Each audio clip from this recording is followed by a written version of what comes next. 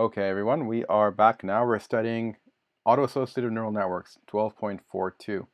This is one of those sections which is actually covered in more depth in the new deep learning book because it's become a really big topic, and they're normally called autoencoders now. We'll see why in a second. So we're just going to kind of touch on it, give you an overview, and you can consult Bishop's new book to get more up-to-date developments in this area. Okay, so in chapter 5, we haven't covered chapter 5 yet, but we'll talk about whatever from it we need as we go. We consider neural networks in the context of supervised learning, where the role of the network is to predict the output variables given values for the input variables. So like a very modern version of this problem is like you have pixels going in and you need to determine from the output units whether there's a cat or not. So it's kind of a binary decision. Here we're kind of doing actually kind of a regression version of this problem. So neural networks have been applied to unsupervised learning, so that's the main thing. So there's no teaching signal. So what are you going to use? Well, you're going to use the input itself. You're going to try to reconstruct that input. That's one approach anyway, the one we're going to be talking about here. So this is achieved by using a network having the same number of outputs as inputs. So pixels in, pixels out, and optimizing the weight so as to minimize some measure of the reconstruction error.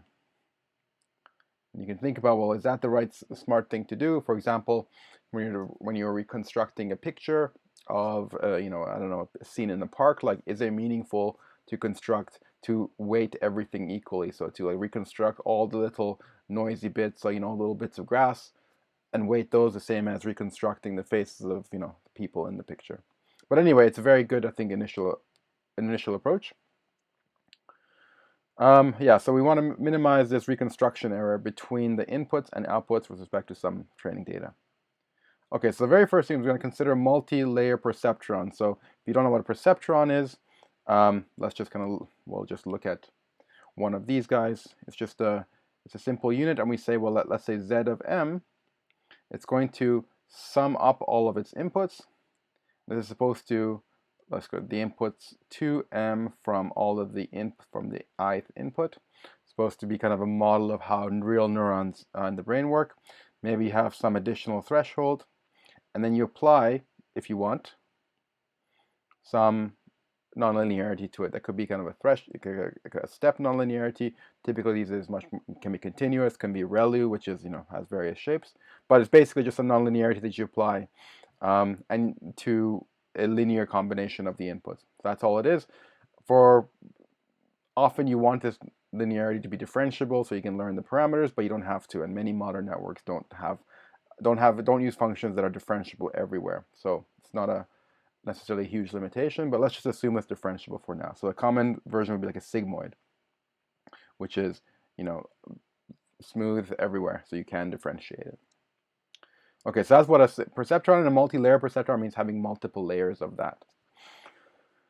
And we have one here. So consider first the multi-layer perceptron in the form shown in 12.18. You guys can see this.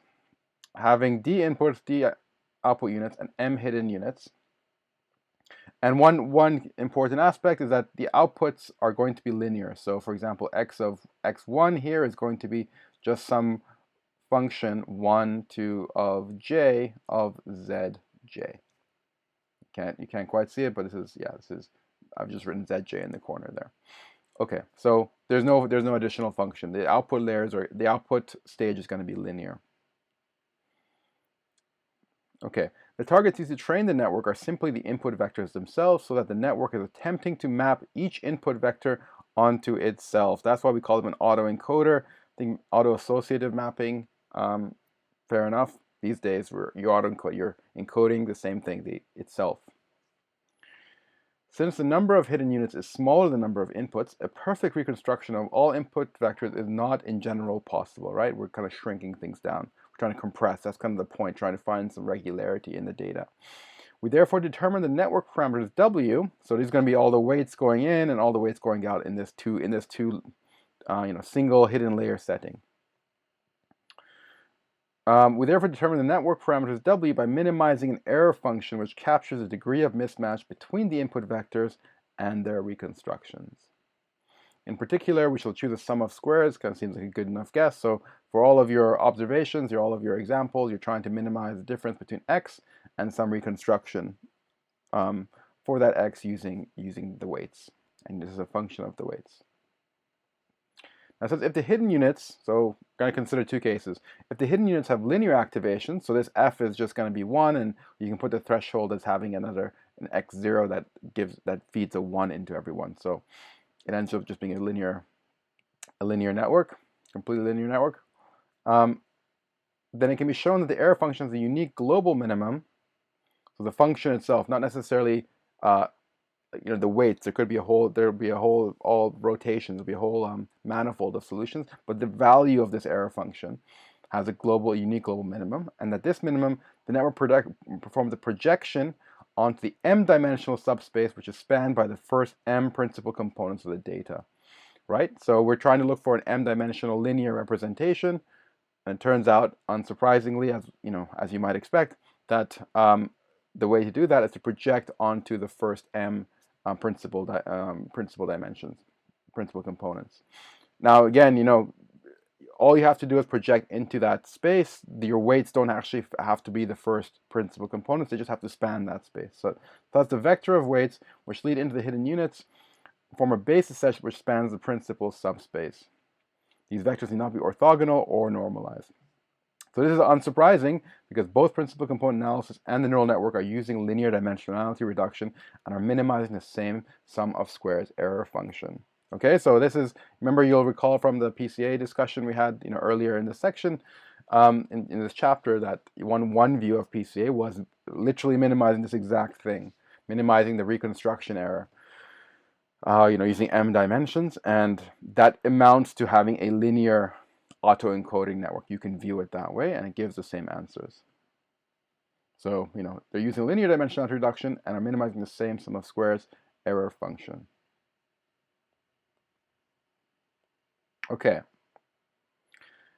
So now it says, okay, so this is the interesting next bit is, it might be thought that the limitations of a linear dimensionality reduction could be overcome by using nonlinear or sigmoidal activation function for the hidden unit. So the idea is, look, we said these, for the paragraph we just discussed, we got rid of this, and we said let f just be linear, right? And we said, okay, well, that could be a strong limitation. So in this two-layer network, do we gain anything by using sigmoids? And it turns out that we actually don't. And I'll show you why in a second, or at least why, when I read this, I was like, this is probably why.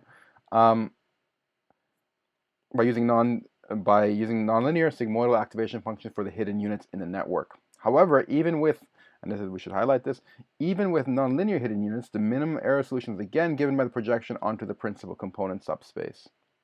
There is therefore no advantage in using a two. That's the important thing, is that this is a two-layer neural network to perform dimensionality reduction. And then standard techniques for PCA based on SVD are guaranteed to give the correct solution in finite time, and they also generate an ordered set of eigenvalues with corresponding orthonormal eigenvectors. To just give you a sense of why there's no advantage in having that sigmoidal nonlinearity in this two-layer network, is you can just look at, we're going to look at the problem of, let's say we knew the weights that we're going to go from that hidden layer back out.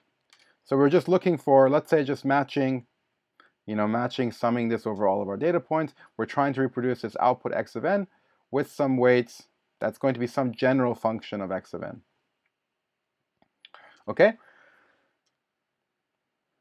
And this is just, the squared thing.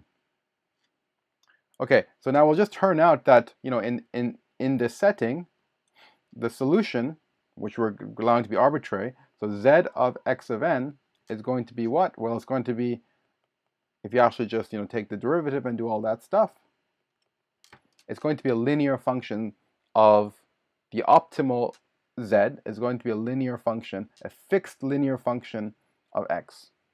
Okay, so it doesn't even depend on the particular x. It's just this, you can just call this like h or whatever it is. Okay, so that's basically all there is to it. So we haven't restricted z. We just said minimize over all z's. which Z would give you the best reconstruction there, and it turns out that it is given your W, and it turns out that that's a linear function of X given for W. Now then you can then optimize W to then get the best overall result, but for any W it will be a linear, it'll be a linear function of the X going in. So you can imagine, there'll be if I tell you that this is W, then there'll be that function of W that, well, maybe alpha of is not great, but it'll be WT W minus 1 WT whatever it is, and then you can just optimize over W, and the best you can hope, the best reconstruction there you achieve with just this linear transformation of the input to that hidden layer. So when you have just these one hidden layer, it doesn't make it doesn't help to have nonlinearities in there, because the best you can achieve is with for this loss is with this linear projection. But things get more interesting when you add more layers. So here, that's what we're going to do next. So here we're going to add some additional layers. Again, the output is going to be linear. So let me just the final layer. So this very last one, linear. But these guys are nonlinear. Okay, so the situation is different, however, if additional hidden layers are permitted. So consider the 4-layer autoassociative network. Again, the output units are linear, and the M units in the second hidden layer, so these guys, this is M, can also be linear. And I don't know why, but I think it's probably related to the point we just discussed, right? Once you're given these inputs and outputs, you're not getting. You can just consider this as a as a neural network with one hidden layer itself, and we saw that you don't gain anything by having a nonlinearity there, as far as once these inputs and those outputs are fixed. So maybe that's why. Okay, however, the first and third hidden layers have sigmoidal nonlinear activation functions. The network is again trained by minimization of the error function, and we can view this network as two successive functional mappings. So one of them is going to go from the inputs to there, and then the other one's going to go, this is going to be F1, F2.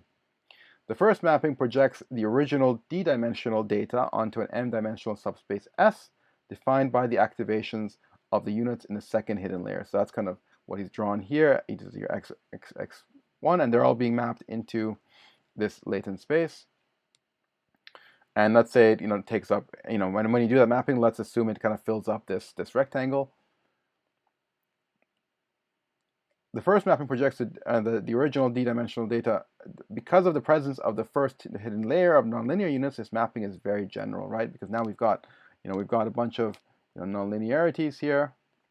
So let's say, for example, what would be the output of this guy? Let's call him Z1. So Z1 is going to be sum of W1J, and let's assume it's linear there. And we'll call these guys S's, so Sj, and then Sj. Well, what is that? Let's say we'll call this set of weights, I don't know, F. No, F is not good. Let's call them H. And Sj is going to be the sum on K. So now you're going to be summing over all of these guys. Going to J from K of xk, but now we've got this like cool nonlinearity on top.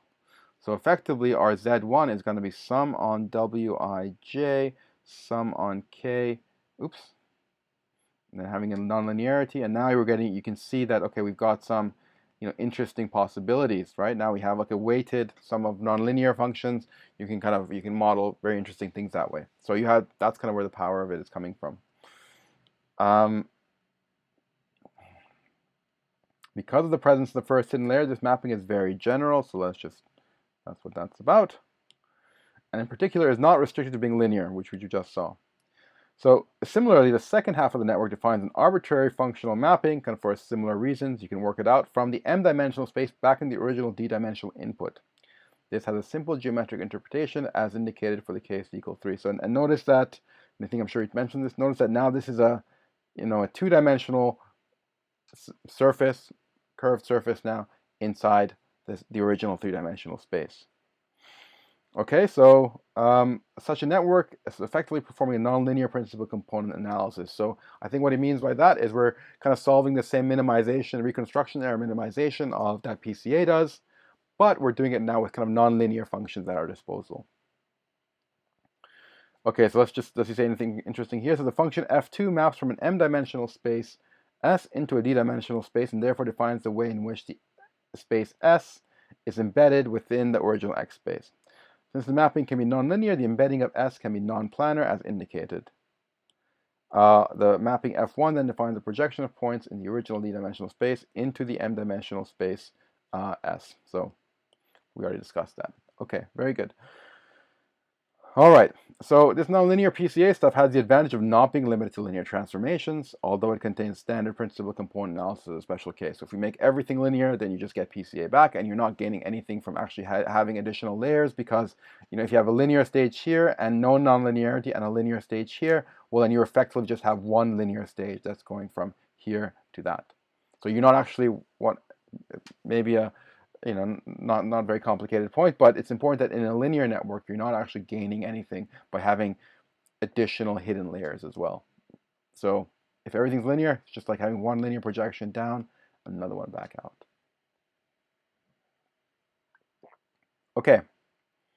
Although it contains standard PCA as a special case, however, training the network is now going to be more complicated, a nonlinear optimization problem since the error function is no longer quadratic, and it's computationally intensive, nonlinear optimizations are required, etc. Also, the dimensionality of the subspace must be specified before training the network. Okay, so just a little, brief introduction to what we now call autoencoders. I think it's a cool perspective. You can think of PCA as an example of autoencoding when things are very linear. But there's much more. The field's developed enormously since when this book was written. So I would really strongly encourage you to have a look at that chapter in Bishop's new book, or just look up autoencoders now and you'll see it's become really exciting. So yeah, definitely worth a peek. Good, so I think that's all I want to say about this section, and I think next time we'll just do this final section in the chapter, which is I guess just going to be a little safari through the zoo of models that were available then for modeling nonlinear manifolds. I've only worked with some of them, so it'll be kind of a fun experience for all of us just going through it together. So I hope to see you then. Bye.